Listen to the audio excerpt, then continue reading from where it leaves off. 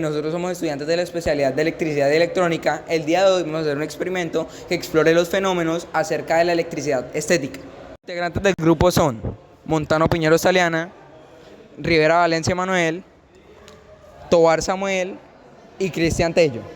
Y mi persona, Santiago Muñoz. Haremos para el experimento son una botella de agua, un tubo de PVC, 2 pelotas de icopor, una lata de aluminio, tela elástica, más aluminio, tiras de papel, lápiz, tela de acerrín y palos de croqueta. Este experimento es pasar un tubo de PVC por la viruta de madera.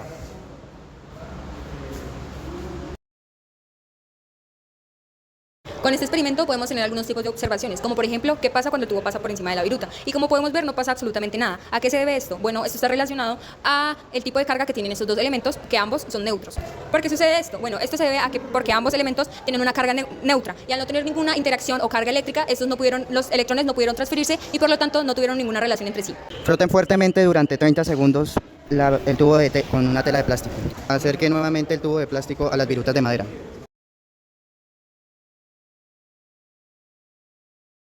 Bueno, con este segundo paso podemos sacar otro tipo de observaciones, como por ejemplo, ¿qué sucede ahora con la viruta de madera? Pues al frotar el tubo con la seda y acercarlo a la viruta, esta se eleva y se junta a ella. ¿Qué tipo de carga tienen estos elementos? ¿Positiva, negativa o neutra? Al momento de frotar el tubo con el trapo, este tubo atrajo los electrones del trapo y por eso el tubo consigue una carga negativa. Y la viruta inicialmente es neutra, pero luego sus electrones se distribuyen gracias al acercamiento del tubo hacia ella.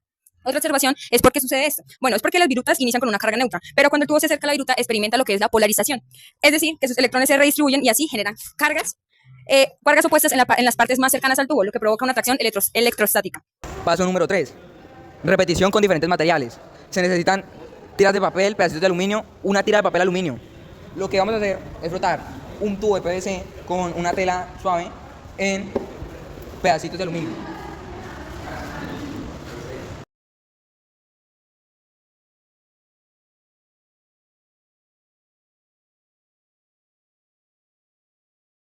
Podemos ver otro tipo de observaciones, como por ejemplo, ¿qué sucede con el material? Bueno, los materiales como las tiras de aluminio, las tiras de papel y las bolitas de aluminio, sucede lo mismo exactamente que con la viruta de madera. Esto es experimentar una polarización que al ser acercados, y por eso al ser acercados a tubo, estos se atraen.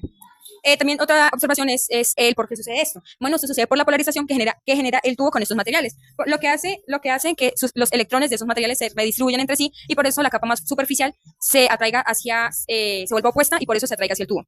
Paso número 4. Interacción con objetos grandes. Acerque el tubo cargado al tarro metálico.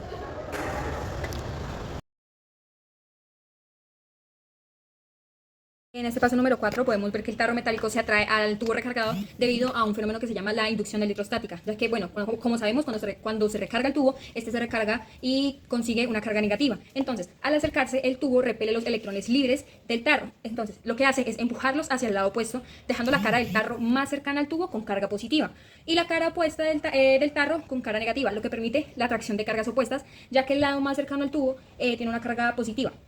Observe cómo un pequeño chorro de agua proveniente de una botella es desviado al acercarse al tubo recargado.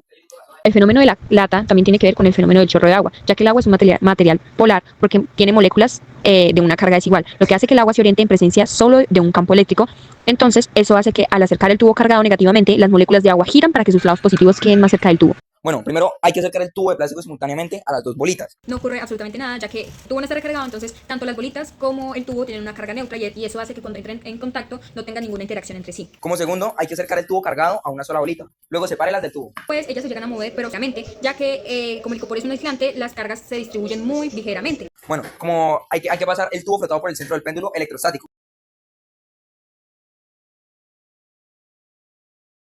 Después, seguimos tocando una bolita con la mano para descargarla y repite el procedimiento. Entra en contacto con nuestro cuerpo, que es conductor, hace que la energía se distribuya por nuestro cuerpo y así dejando sin carga a las bolas, dejándolas sin movimiento y al volver a pasarlas por el tubo recargado es la razón por la que las bolas ya no se mueven.